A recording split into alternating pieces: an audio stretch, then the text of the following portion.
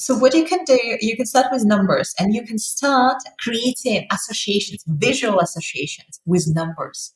Actually, violence, sex, anything taboo, forbidden is good because then your brain memorizes it better. I will never forget when we were in China in that memory championship. I was talking to a friend of mine from Ukraine, Hodi, and Hodi was like sharing with me in a naughty way how he was memorizing decks of cards. He was like, oh, dick, another dick, oh, orgy, this and that, boobs. My child was like, what? I don't want to hear that. No, stop it.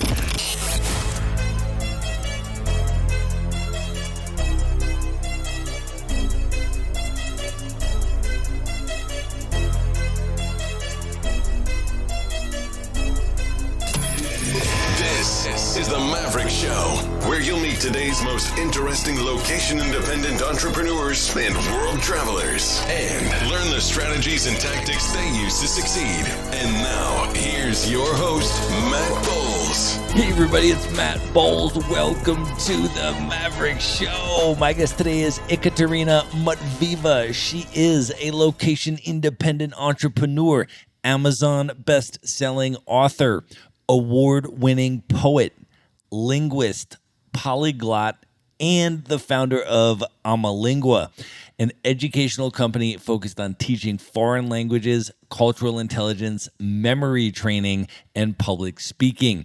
She is also the leader of Lingo Plus, an Erasmus-funded project that is set to train over 20,000 educators on how to teach in multilingual and multicultural environments. She has 4 master's degrees, speaks 9 languages, and understands 20 languages. She is also a retired memory athlete and became the first woman with Russian roots to ever compete in the World Memory Championships. She is also a contributor at Forbes, host of the TV show Lingua Break, and a TEDx speaker with over 100,000 views of her TEDx talk on YouTube. She was named one of the 30 under 30 most influential young leaders of Europe and Africa in 2019. And she mentors startup companies around the world. She has also been running teams of over 60 people remotely while traveling the world and has now spent time in over 40 countries. Kate, welcome to the show. Hey, Matt. I am so excited to have you here. We need to set the scene and talk about where we are recording this from today. Unfortunately, we are not in person. I am actually in San Salvador, the capital of El Salvador in Central America. And where are you? I'm right now in Buenos Aires in Argentina. Well, you and I actually met in Buenos Aires when I was down there last year speaking at the Nomads BA conference, and we got to hang out in the city and just had an incredible time. But I am super excited to have you on the show because you have been doing some amazing and inspiring things. But I want to start all the way back. Can you share a little bit about where you grew up? And as you were growing up, can you talk about the impact of poetry in your life? Because I know you started writing poetry like super young at like 4 years old. And now you write poetry in Spanish, Portuguese, French, Russian, even Arabic. And you've been winning awards for your poetry. But I would love for you to take us all the way back and talk a little bit about the context for where that all began. My family is coming from different places. My father's side, when we talk about my grandparents, coming from Greece. My mother's side, my grandparent there, coming from Poland. And actually, my parents grew up in Mongolia because my grandparents, being completely different fields, in like industrial field and then economics, were invited to Mongolia to help to develop those fields. And my parents spent all their school years, so growing up, all the time, like 10, 12 years in Mongolia, but they never ever met. They had lots of friends that they like shared, and then they met eventually in Soviet Union. And then the Soviet Union collapsed and I was born in Moscow. But I could have been born pretty much anywhere around Eastern Europe. And that's crazy. And I grew up during 90s. So I just turned 30. So I was born in 1992. And you can imagine what was going on there, literally like a civil war.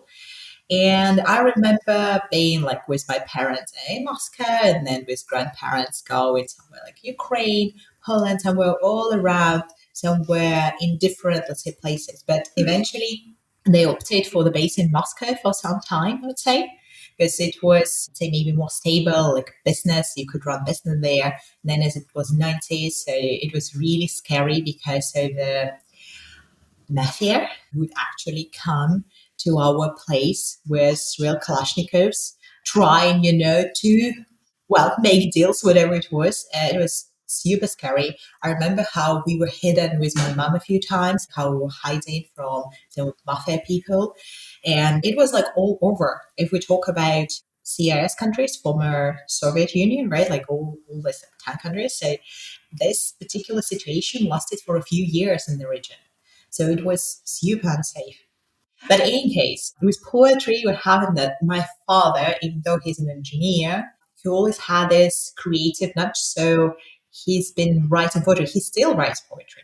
And he helped me, like he gave me Pushkin, it's like Russian, say, I don't know, probably greatest poet yet to read, and explained to me some of the rules of poetry.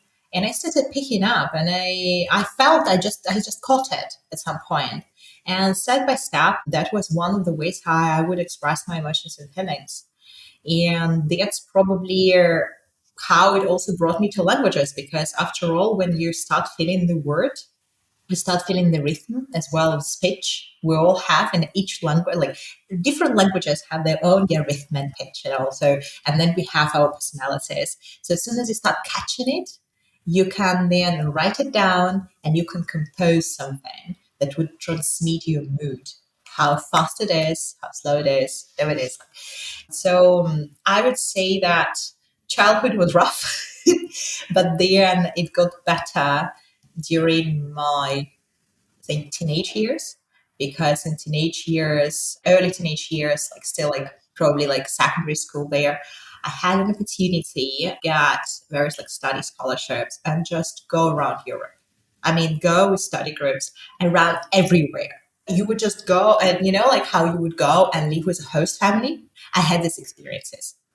And there, when you were like 14, 15, and you were kind of shaping your picture of the world, started getting me into the person who I am right now. Because I like, right, if we're going to France, oh, actually, you need to speak their language, right? You're going, somewhere there, like somewhere like Netherlands. Back in time, not many people here spoke English. All right, so you need to speak Dutch. You're going to Spain, you need to speak Spanish, and so on and so forth. And when I got back from one of such trips, I remember it was like at my parents' place, and I just started dreaming. I call it like it dawned on me. Every night during winter time, I would dream about the future, how I would build sort of like multilingual, multicultural center where people just come and they would just get immersed into another culture and learn another language, like kind of shaping that cultural map. And that was so detailed, so real.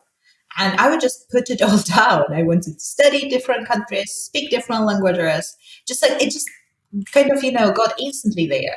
You did a TEDx talk, which now has over 100,000 views, where you talked about this concept of a language alter ego or a secondary linguistic personality. And I know that a lot of what you teach centers on the fact that learning a foreign language is not just about memorizing vocabulary and a grammatical structure, but it is deeply rooted in cultural intelligence. And therefore, through that comes out this secondary linguistic personality or this language alter ego.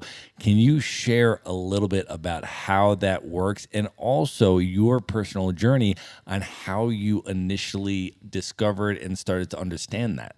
I loved studying people, like being some sort of like anthropologist, watching people, observing, taking notes like you did right now, and then trying to mimic them, be like them, mingle with them. And I remember when I was studying a course on intercultural communication or cross-cultural communication, our professor told us that it's not about language, it's not about words. It's actually about how you walk. And if you can't walk and a local can't distinguish you, local, then you won, literally. You've managed to really belong, find a way to belong to the local place, the local crowd. And then after all, you can open your mouth, you can find the right dialect, accent, whatever there, but it all started with the way you walk. So when you come to a new place, observe, see how people walk. Try to find the rhythm of the place. As soon as you find the rhythm of the place, you start moving in sync. As soon as you start moving in sync, people start perceiving you as a local. And I went to Salamanca in Spain to kind of improve, like enhance my level, get to really like good P2, C1. When I came there, I just discovered my Spanish personality because sometime in the summer, I was living there, spending all my time either with the locals or other foreigners learning Spanish and just immersing myself into the local culture, just doing what they were doing, just going to a coffee shop and watching what locals would do and do exactly the same. What would they order? How would they order it? How would they bring their coffee? With what? How much time? What would they wear? Etc. And it was amazing in a way that kind of helped me to feel the mood, the atmosphere of the town and then the country itself. Like Spanish, let's say Spanish mood. What is it? From there, I believe if you actually look at pictures, some of my passport pictures, like visas, whatever, I started looking like a Spanish girl. And my mom was like, "Oh, you're so Spanish now." And it was just because I really got into that. I stopped speaking on other languages. Like while I was in Spain, I stopped speaking other languages. I was speaking only Spanish. And that was it. It was as well as it was 2010. It was World Championship football, right? So soccer, football, and Spain won. So it was just, when you get immersed as well into that culture, like sport culture, when the whole country is celebrating for weeks, it's just unforgettable. And that really impacted me. So that's where the door opened. Can you talk about the impact it had on you as you have studied all of these languages and you have immersed so deeply in all of these cultures? How has that entire process impacted the lens through which you now see the world? If you think about Carl Jung, so there was Freud, and then there was Carl Jung, and Carl Jung was talking about personalities, the shadow, sub-personalities, etc. So I believe that it's somehow connected to these personalities, how different parts of yourself can get manifested under certain circumstances, in certain contexts. And it feels like as different cultures have their fortes, in a way, some strong traits, like social traits, you can actually access these emotional traits in your personality that is connected to that language and culture. What's interesting is some multilingual, multicultural people sharing that when they go to therapy, when they, let's say, try to solve a trauma, say in English, it turns out that the trauma took place when they were in Portugal, in the Portuguese culture, and they were speaking Portuguese. And even though they somehow managed to solve it a little bit, the neuron synapses, all these neural paths that are formed when trauma occurs, they are also kind of connected to a specific language. And in order to reprogram yourself, and we're talking about, yeah, psychologists, psychiatrists, so it means that you need time and you also need language in order to change it, change behavior. And so if it happened in another language, in another culture, in a different context, so most likely you need then to go to a therapist of that culture and that language and work through that trauma in that language in order to get to the same context. And then it will be one, like, let's say, more effective. So coming back to perception of the world, that's another thing. It's about perception of time, perception of space, sociocultural connotation, history, all these idioms and set phrases. So let's say when we talk about numbers, as well, perception of numbers, we know in Western culture that 666 is quite unlucky number, right? To say it least. But when you go to China, some of Asian countries, suddenly you discover that everywhere, wherever you see a shopping mall, a big plaza, yeah, like a big square, see that number. And that's scary, right? Like, what on that? And it turns out that it's a lucky number there. The pronunciation of the number coincides with the pronunciation, like, of prosperity, a lot different, yeah, different words. So imagine that. And it's not just one, let's say one example. There are many more. Therefore, when you start learning the language and getting more and more into another culture, you start adding all these options. Yeah, it's like different lenses. And what happens that when you start looking at a particular international event, you can look at it from different angles. And that's the beauty of it, because you don't have just one position anymore. You have like multi-dimensional understanding of one universal unit. So it's like more information. And some of this, let's say, some of these opinions maybe as well like contradictory. And it's fine. We also may experience like contradictory emotions. It's okay, like complex emotions or complex opinions. I want to return to the discussion about poetry for a minute. You mentioned that as you were growing up, poetry served in part as a medium for expressing complex emotions and processing through challenging or traumatic experiences. And as you grew up and you started learning all of these different languages, you started writing poetry in all of these different languages. So I'm curious, can you reflect a little bit on the impact of writing poetry in all of these different languages? You know, it's not just about writing, because it's, again, it's multidimensional. Because what's happening, you start connecting your feelings and emotions to certain languages, again, from certain angles. And what I love as well about languages in this sense, like, again, cultures, there are certain terms, words, phrases, concepts, so like untranslatable words. There's an amazing book which is called The Meaning of Tingo. Like, get it.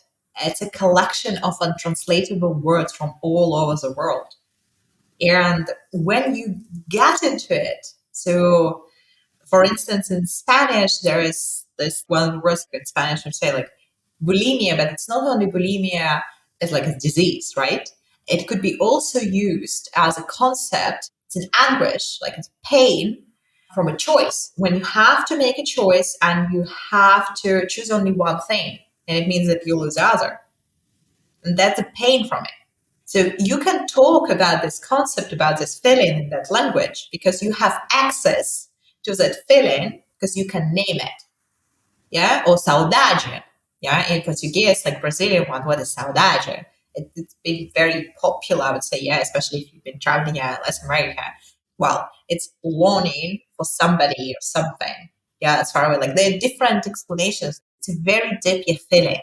And it's not just like, oh, I miss someone. It's different. It's like it has different facets. So you can talk, you can write about saudade because you have access to that particular feeling because you can name it. And that's what's been happening. That in all these languages, I noticed that I would be writing about specific concepts, specific emotions, feelings, thoughts as well, that I could access through these languages that would not necessarily exist in others. And I noticed that in some languages I would be more emotional, and in some I would be more reserved, and probably I would write more about philosophy of life rather than some lyrics. And I noted that in my, let's say, British, English, any kind of poetry, I would be more reserved, would be colder than I would be in Spanish or in Italian. In Italian, I would be just passionate, emotional. And this is also like talking about when we're in a real life conversation, when we are writing. So that's what's peculiar. Peculiarity of the intensity of emotions and feelings, right? Peculiarity of layers. It's like different layers. I want to ask you for some tactics because you speak 9 languages and you can understand 20 languages, which is unbelievable. Can you share some techniques that folks can start to employ in their own lives, maybe on how to learn languages faster or more efficiently, or get to fluency more quickly, or perhaps retain fluency in multiple languages at the same time? What techniques or tactics or tips can you share with folks that are interested in improving their language learning? It's quite fascinating because also I've written books on that, and I'm still writing and I'll write more. So first, I also studied Latin, the Latin language, the old one. Yeah, that one. And it opened the door. You had the key, yeah, to all the Romance and Germanic languages, etc. So I can go to Spain, so I can enhance my Spanish. And I loved Italian, and I still love Italian. And I love Italy, and I lived there, studied, and worked different regions here, different years. Italy, I grew up on Italian movies. And I'm sharing with you this because when you start learning the language, you need to find the connection with the language and culture. So Italian was for me like, and Rome was like from my childhood. Adriano Celentano, I mean, that was like, wow. So back in time, me Spanish, going to Spain, falling in love with Spain, and then getting to like C1 level, just like within a few months. During 1 year, I got from zero to fluent Spanish and just retaining it and continuing as well like with English and Latin, and then making a decision to learn Italian on my own while still being overloaded with uni and other languages, and then go to Italy, kind of repeat my experience with Spanish. That was crazy, but it required lots of discipline. So, what I did back in time, I learned Italian, imagining that 1 week, like we have like 12 months in a year, right? So, I imagine that 1 week would be equivalent of 1 month. So, what it means, I took 12 topics, main topics, like as a survival kit. When you start from zero, A1, A2, yeah, beginner, and you want to get to intermediate to B1. So I took 12 topics about myself, my family, hobbies, travel, all that stuff that you need when you come to a new country. I found texts from different like textbooks, resources. I found texts. I found grammar, simple grammar explanations, vocabulary, and I would study every day a little bit, and I would have like my workbook, would be putting it down there. I would study text. I would get all these active phrases, set phrases, and I would try to write down my own story. So if let's say there was a story about Francesca, yeah, like from Italy talking about herself, I would be trying to do the same, like copycat, right? Mimicking her, that it was me, and then go to Italy. And when I came to Italy, I was practicing with the locals, and they told me, listen, you all now have what is it, Spanolino, Spanish Italian, because obviously I would still kind of, yeah, try to use Spanish in some cases. And it was just a game. I was doing the same like I did in Spain. I stopped speaking other languages and I focused only in Italian. My writing was not that good. I was learning. And then eventually So when I got to my master in Italy, I was perfectly fine, doing presentations, everything, and still like working in Italian. And so from Italian there, it was easier. So like with Spanish and Italian, it was easier when I was already studying in Spain. So I got to Poland, I needed to pick up my Polish. I was exposed, but I still needed to practice. Like it took me like a couple of months just to be fluent, just for normal life. Again, how I took the topics that I needed and focused on them and practice, speaking, practice. Can you talk now about becoming a memory athlete and maybe just start with explaining what that term means for folks that are not familiar with it and then how that came about? Totally. And I think that also that could help people to, if they want to learn languages or any kind of information, like just to use it. We are jumping forward to 2014. I got recommended to check out a company that was called Memrise, and they still exist. They're really cool, an app, Memrise. And I got introduced to their founder, Ed. So time passed, I think a week or so. So I was in London, and Ed invited me to come and visit the center because, they had some sort of internship positions. And when I came, and what was amazing, the team was composed different nationalities. And what they did, because they knew that I spoke all that languages, they started playing with me. Each of them would talk to me in their language and I would reply. And I visited them for a few days just to see how they work and just to say they're cool because you can play there not only about languages, about, I don't know, memorizing cards, memorizing numbers. Anyways, and I started checking their team, actually background. And it turned out that he was a memory athlete. He was a champion and he could memorize a deck of cards like within 15 seconds. Same stuff, mind blowing. And then he shared with me, actually there are championships. And there is one in London, just like soon. I think we were talking in July, like championship was like in August. You actually need to talk to that guy. He introduced me. Just like talk to that guy because as you have all these languages, you have good memory. So maybe you can be good at it. You never know. And I remember I got some sort of like task, whatever it was, just, line. And then I filled them in. And then I got invited to, take part in my first championship. I was so crazy because when we came there were so many nerds, nerdy people, mostly men. Some of them were girls, different nationalities. It turned out people came from all over Europe just to take part in that championship. So since that championship, so I got somewhere. I didn't come last. I was somewhere in the middle, and I got invited to World Memory Championship in China, in the late in Singapore. And so I took part in a few, and then I got part in a couple of TV shows as well, kind of demonstrating some skills. That was really cool. What's important, I think, that it develops your, again, imagination because you try to learn not the way how we learn at uni at school, right? Not like cramming. You're actually using your associative memory or your space memory, and there are different tricks. If you feel that you are bad at imagination, there are lots of people who can say that, and it's fine. Maybe visual memories, like visualization is not your forte. It's okay. You can develop it. You can develop it using their methods, associative methods. And it helped me a lot in languages and also like while traveling, memorizing routes and some of the lists of tedious information. That's something that you can use for long-term memory. If people are interested in trying to start improving their memory, what are some tips or techniques they can start using right now? So you're traveling. Let's say that you need to memorize your new phone numbers, because of SIM cards, your credit card numbers with all the details, right? Like I remember mine, I don't need to pull them out.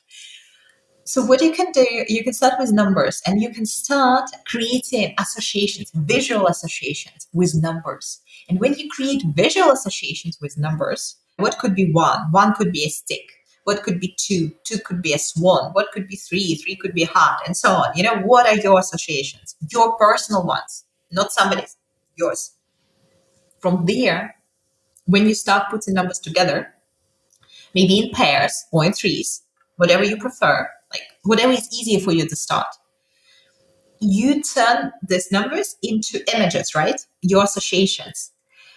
Remember, don't keep them static. You need to make them dynamic because our brain loves action. Our brain loves verbs. So when you're learning languages, learn verbs, action, phrases. When you're learning numbers or you're imagining, some sort of images, like visuals, see what they are doing. Let's say if it's 12 and there is steak and swan, maybe a steak is actually missing a swan. You never know. It's like, it depends, it depends on your imagination. Actually, violence, sex, anything taboo, forbidden is good because then your brain memorizes it better. I will never forget when we were in China in that memory championship. I was talking to a friend of mine from Ukraine, Hodi, and Hodi was like sharing with me in a naughty way how he was memorizing decks of cards. He was like, oh, dick, another dick, oh, orgy, this and that, boobs. But I was like, what? I don't want to hear that. No, stop it. Anyways, so this is like about numbers, right? So then when you talk about places, there is a cool method that's called space memory, like spacious, right? Spacious memory, where you can connect a certain object, a certain imagery, a particular place, especially if, let's say, if you know the way, let's say from home to the office, whatever it is, you really know a place, then you can kind of use that journey. There's a journey method. You can use that journey in order to memorize some important information, maybe even your speech. Because you can allocate, you can imagine that there are different stations, let's say the door, steps, let's say a bus station, a tree, and you can like allocate there some of concepts, or maybe even phrases. And when you are trying to, let's say, memorize your way home because you're in a new country, then you can use some associations and images instead of being like, oh, here's a street like Borges and here's a street like Soler, whatever it is. Instead of the names, try to memorize some sort of notes, right? Graffiti, something that stands out because that's how our brain will memorize it.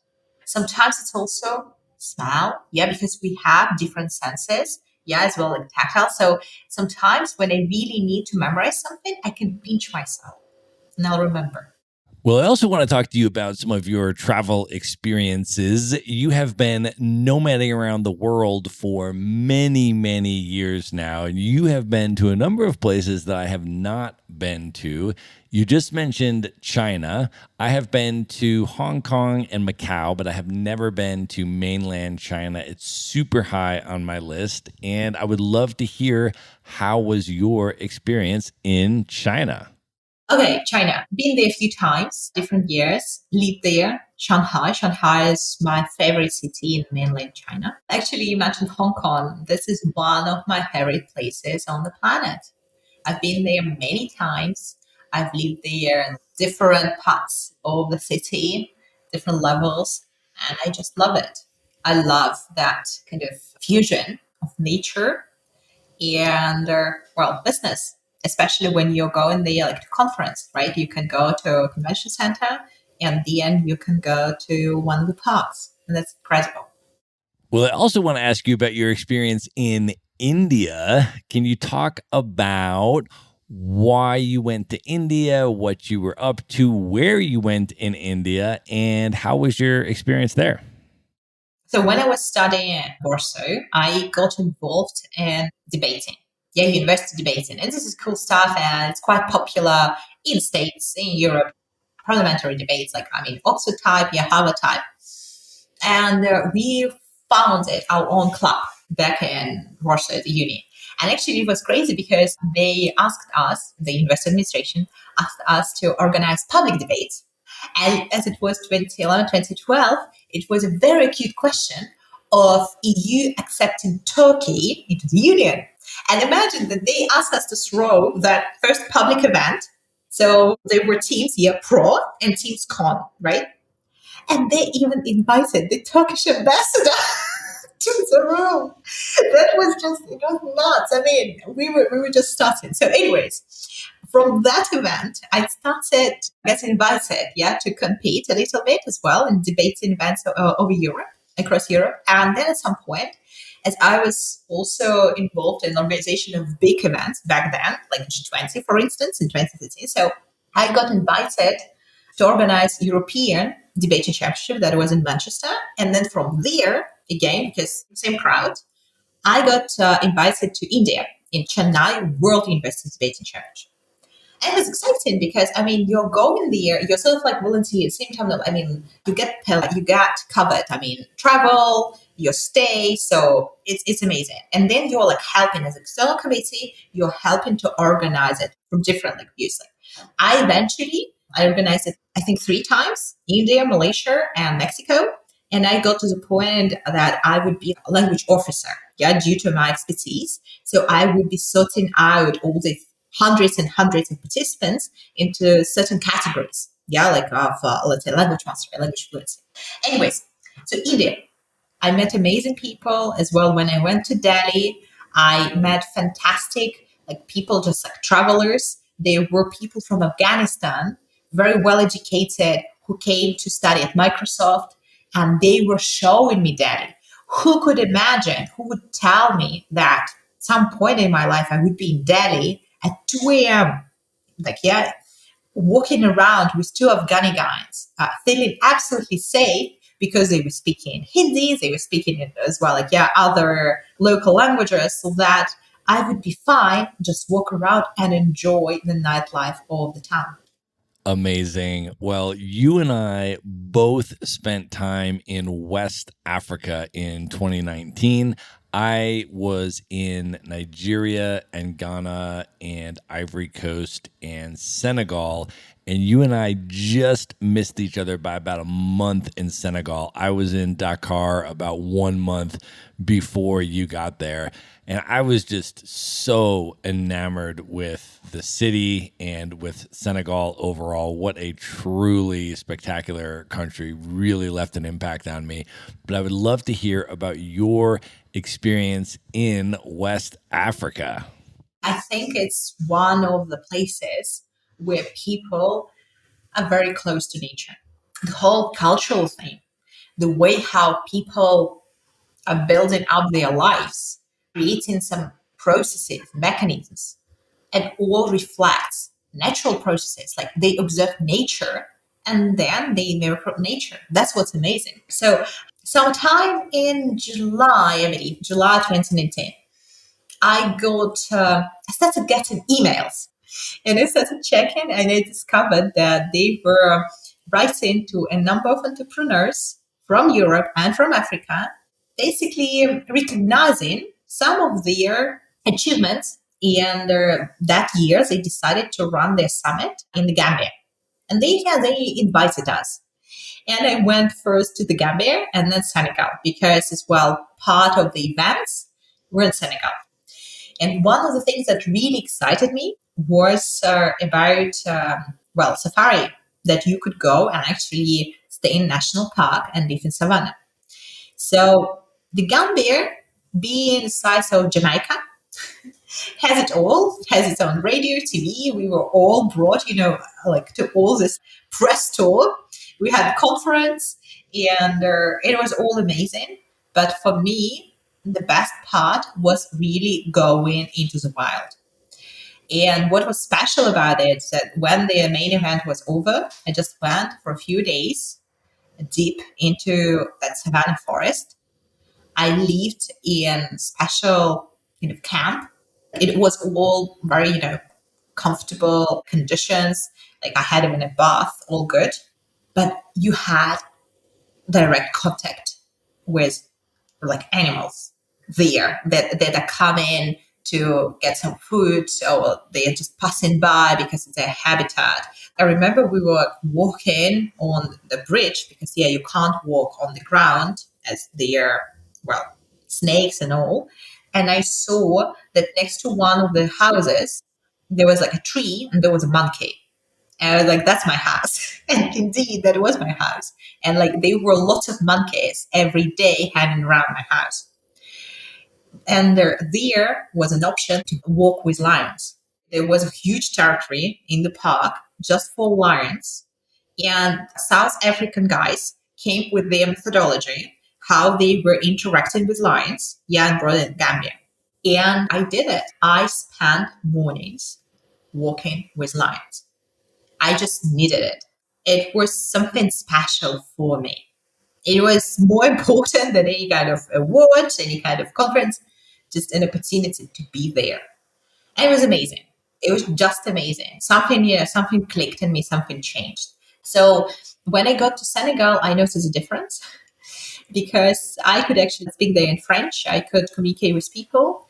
I had the already local friends from the conference. So one of the top 30 leaders was a guy who eventually was a political refugee, like a Gambian political refugee that had to flee to Senegal because he was Minister of Information, Minister of something, First Council of President. He even spent some time in jail because President would put him. And the guy's amazing. And while sitting in Senegal with him and his friends, and they also have some sort of like coaching company, right? Like leadership coaching company. Imagine that what I was witnessing, we're talking about 2018, how they were planning his presidential campaign in like 4 or 5 years. And what's amazing, right now, we are back in 2022. I can see now, we're still like, friends, so I can see that he's running for local elections for the parliament. And actually, he's planning then to go and to run for president in a couple of years. So Senegal was beautiful. What I loved when we were talking about their ancestors, what I really enjoyed when we were like sitting all together having dinner and they were sharing like, oh, I'm coming from this tribe. Oh, my grandpa or my grandpa is coming from that tribe. Oh, we were actually like our tribe was located like on that border or like on that border. And actually our tribe, like we spoke that language or that language. Oh, like we're coming. So they know even like which tribe coming from. Oh, and this is like amazing. Definitely. All right. I also want to talk to you about entrepreneurship because you have been mentoring entrepreneurs and startups all over the world. And I would love if you can share a little bit about that journey. And one of the events that you have been involved with is the Silk Road Startup event in Iran, which is another country that is super, super high on my list. And I would love to hear about your experience in Iran. All right. In 2015 in Edinburgh, because I spent quite a long time like in Scotland because Scotland still supported me launching AmoLingua, which is amazing. So back then, while developing, like making first steps with AmoLingua, I took part in ThreeDay Startup. ThreeDay Startup is an organization, nonprofit organization based in Austin, Texas. Back in time, I mean, pre-pandemic, was mostly focusing on programs that would run just 3 days to help students launch startups, yeah, like over the weekend. And after participating in that, I got invited to facilitate these programs. That was fascinating for me. It's like next step. So I learned so much and I started facilitating 3-day startup. So nowadays I am an advisor there.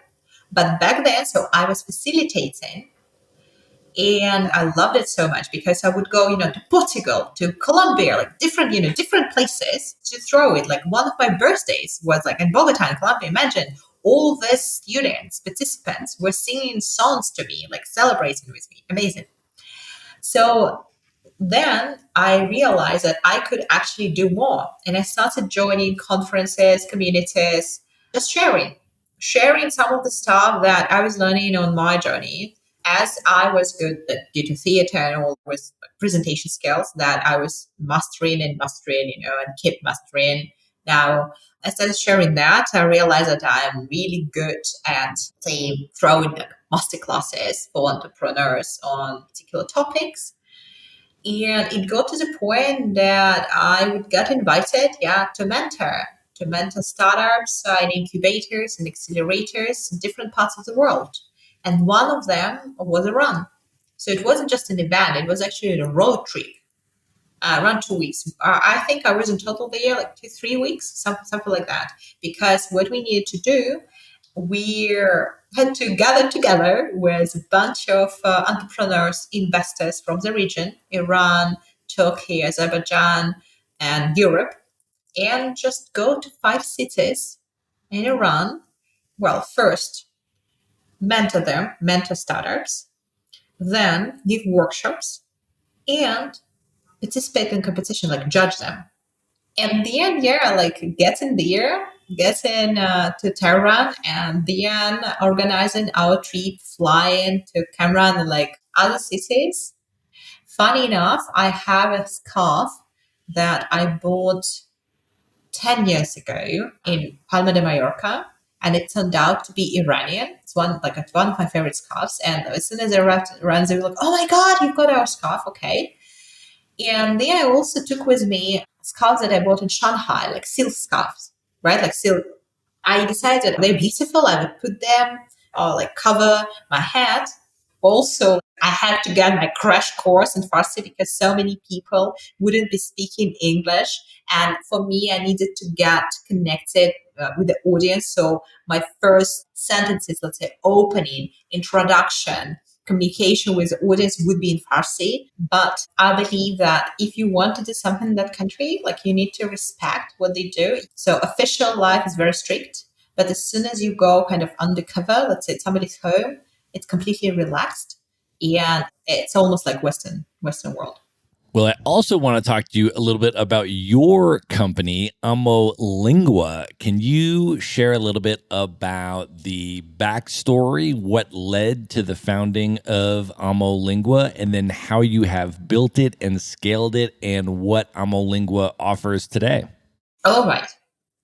2010, 2011, I was already teaching like myself. I started as well like teaching because I realized that if I teach languages, I can maintain them, like retain them better and understand better and all. So as I was already traveling so much because of the studies, I just told my students, let's try Skype. Then it was Skype, then it was Zoom, right? And I started teaching via Skype. So I was one of the first ones, let's say, just because by necessity, yeah, under such circumstances. And from there, actually, I got back from China, World Memory Championship. I kind of realized that I wanted to put together different components, such as language, culture, cultural intelligence, memory training, and then skills, whether it's public speaking, whether it's emotional intelligence, negotiations, whatever it is, all connected. So it was 2015. I had a blog back then. So the blog was called Europe Online, just like talking about opportunities for students going abroad, scholarships. And we quickly got to the point of 20,000 views per month. Like people were coming. And it was like all for free. And cool. So actually, why not to take this blog and convert it in school? So that's what we did. I got into an incubator in London. After that, I got invited to Accelerator in Edinburgh. So I kind of got back, yeah, because I started here in Scotland. And then I got back as well at Accelerator there. And then we hit in a year. So we had top 20 startups all over the world, which was crazy. And simultaneously, basically it was like the same months where I got UK Businesswoman Award in one of like UK competitions. And it all kind of put it like together like amazing momentum because we got resources, we got some finance and some PR, some as well like people, kind of your human resources to really launch it. And we spent a few months. We got a gift, like, a PR agent for a year and all. So we spent like a few months first searching for a name, then figuring out like repackaging, and then properly launching it in March 2016. After that, we've been pivoting, we've been playing around building platforms, been growing, and it got to the point that in the pandemic, of course, we got to a new level that we started launching regional, I would say, teams. So we kind of, yeah, like we've got European one, we've got Latin American one, Brazilian one, as well as the European one, CRS. And we just started focusing indeed on skills. So, for instance, there are so many entrepreneurs who would like to go global, started doing like English for entrepreneurs. All right. Now we're also thinking about Spanish for entrepreneurs here for Latin America. English for entrepreneurs, cool, like putting together language and skills and then cultural intelligence, right? Corporate training for like folks that have international teams, talking about integrity in their teams, how to strengthen it. And from there, yes, Katie, at this very moment, we are in a special Scottish program, which is called Unlocking Ambition. It was launched by the Prime Minister, Nicholas Tangent.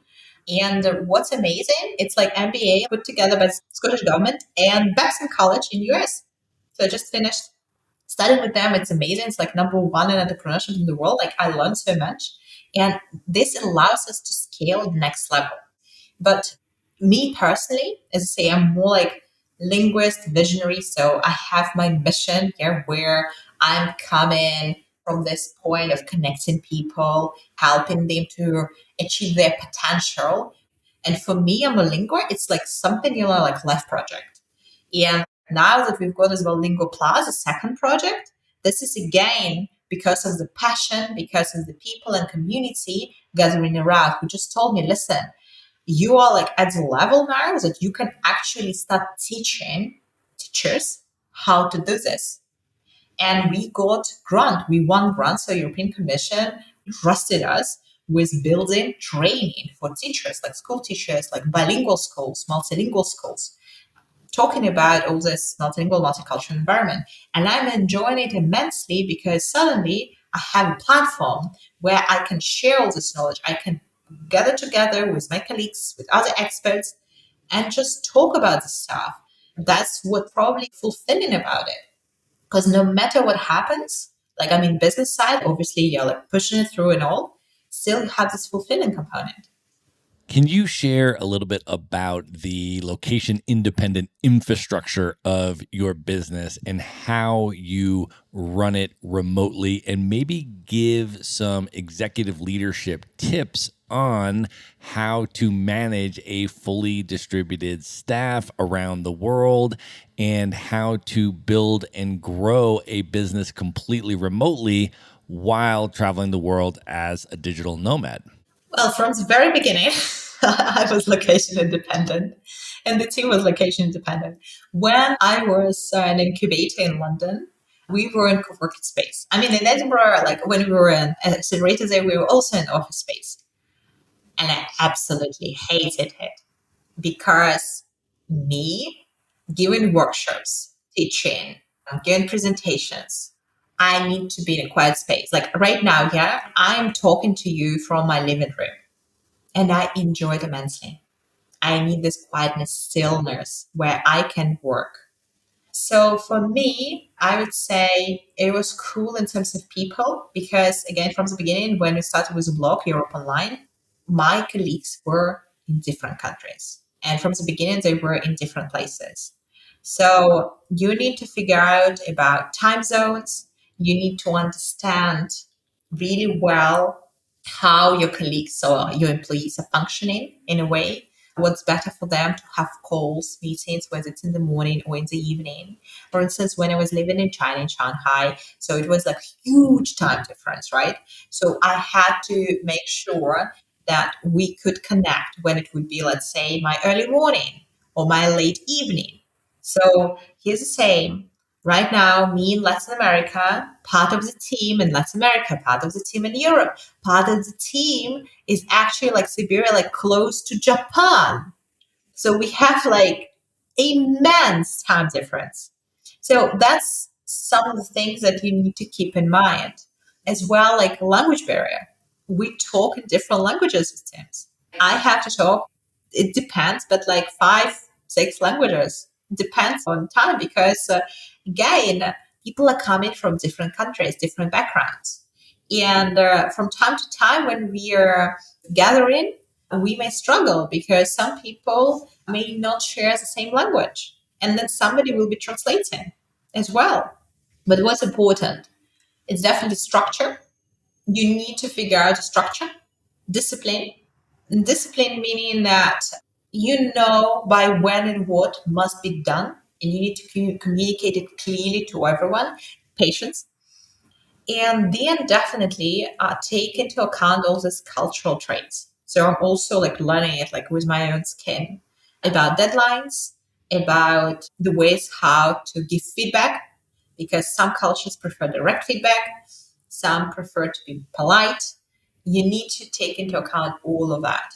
And then if you see that there's some friction in one of the departments, the team, well, you need to give the floor to all the parties and see indeed what's the seed, yeah, of frustration, let's say.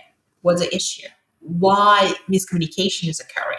And the same as well about conflict management, crisis management, and responsibility handling, because again, people coming from different backgrounds have like different attitudes. So I would say that I'm still learning, but so far I can say that it works if you put people from different cultures, different time zones into the same online room.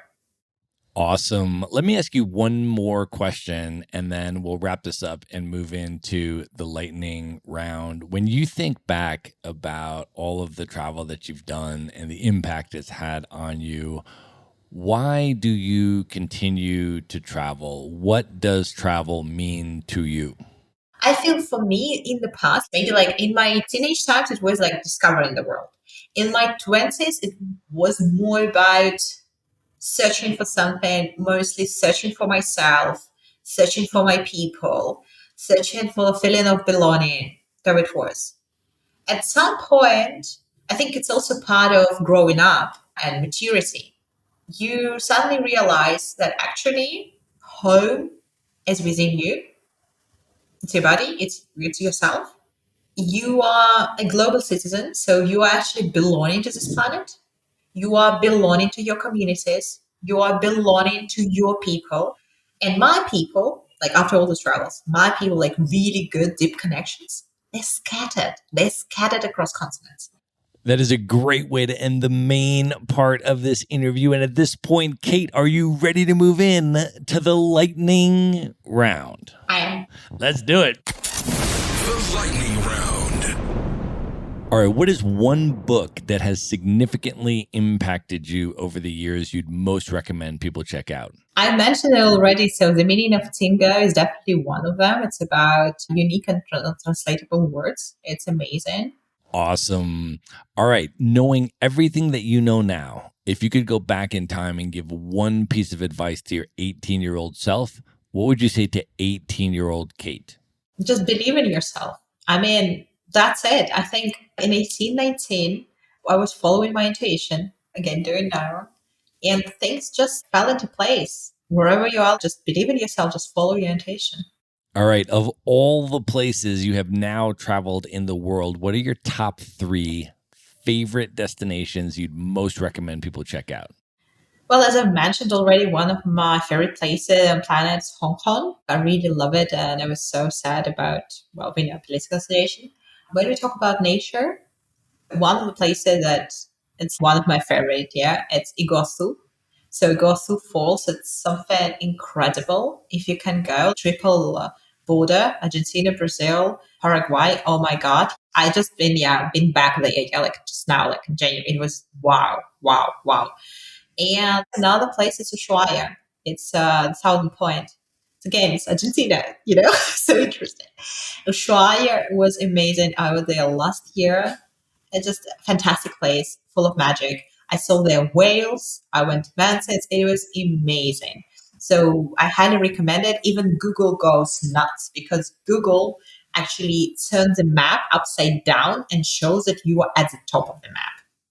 Amazing. All right, Kate, what are your top 3 bucket list destinations? These are places you've never been, highest on your list, you'd most love to see. I definitely want to go to Australia. Yes, I haven't been there. I'd love it. Australia, New Zealand, I guess. Where's going, the bucket. Polynesia, I guess.